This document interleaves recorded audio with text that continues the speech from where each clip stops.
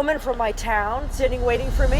Hey everybody, welcome to What the Flick. Ben Mankiewicz, Christy, Lemire, Alonso, Duralde. Alonso, Concussion, didn't see it, excited about it. Yes, this was arguably my favorite movie at Sundance this year. Robin Weigert, you might recognize from Sons of Anarchy, Deadwood. Deadwood, thank you, yes. And, I don't know, she's on, okay. Yeah. Plays a dissatisfied housewife, and after she gets hit in the head with a baseball, she decides to change her life. And so she goes back to work as an interior designer, and she redecorates an apartment in New York, and that apartment becomes the base of operations when she becomes a very high-priced call girl. And P.S., she's a lesbian. Check it out. The cold ground. I'm not stalking you, I swear. Feel lost in the muted life of this town. Hey.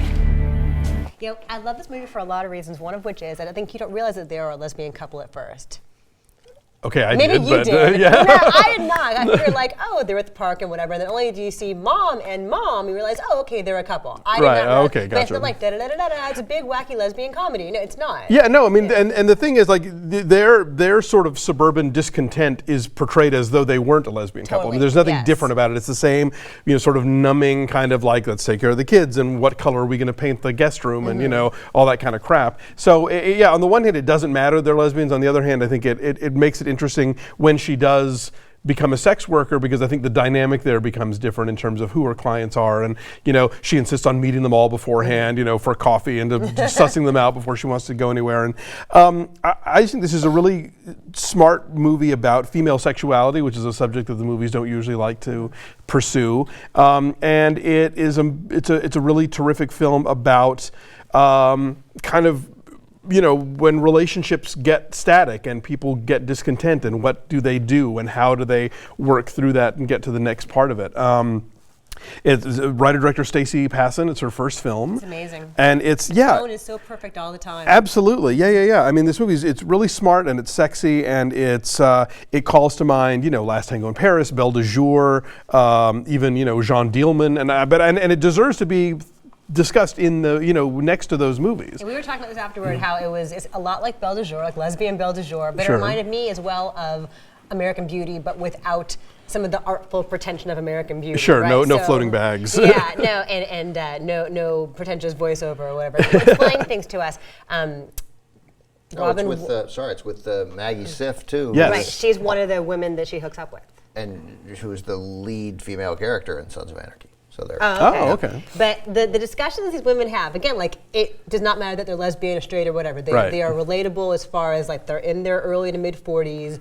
They've reached a stage of wanting excitement, wanting rebirth, which again sounds like a total cliche, like suburban, upper middle class suburbia, and you're bored. Wow. Sure, yeah. But they find such believable angst in the routine, in their own sense of self-dissatisfaction. I mean, she's constantly striving for perfection with the daily spinning classes and the yoga classes and running. And I love there's the scene where all the parents all get together for dinner, and it's straight parents and gay parents and lesbian parents, and they all start sort of reminiscing about when they used to go to Limelight in New York in the 90s, because now they're all in Connecticut or Jersey or whatever. It's and Jersey, Jersey, and they're all like in the PTA, and they're all classroom moms, and you just get that sensation of, holy shit, is this really the rest of my life? Have I become this person, and how do I maybe not become this person if I don't want to be, Well, there's a scene where she and one of the potential mates, Janes meet for coffee, and they're kind of one-upping each other as far as like, I'm on the board of my synagogue. Well, I'm the class mom again.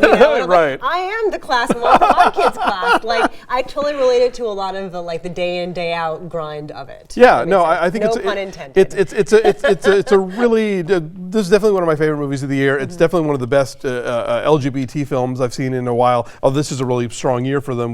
We just had COG. We're about to get Kill Your Darlings, and I understand there are people on the internet who may not be lesbians themselves, but are interested in lesbian material. So this might be a movie you would want to check out, perhaps. But it is kind of sexy. But then I like that all the women are all different shapes and sizes and ages. Yes, and it's She not. treats them all with the same decency. Absolutely, and Yes. it's not filmed in that gross straight guy's idea of what lesbians do.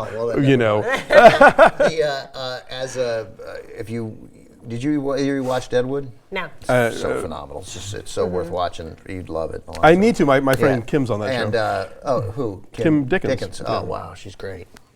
Name dropper. She was my college classmate. But she plays Calamity Jane, Robin Weigert does, and she's gross. Like, that's the whole thing. Doesn't shower, pees on herself. Like, and so now to be just a gross guy, or just a regular guy, I suppose.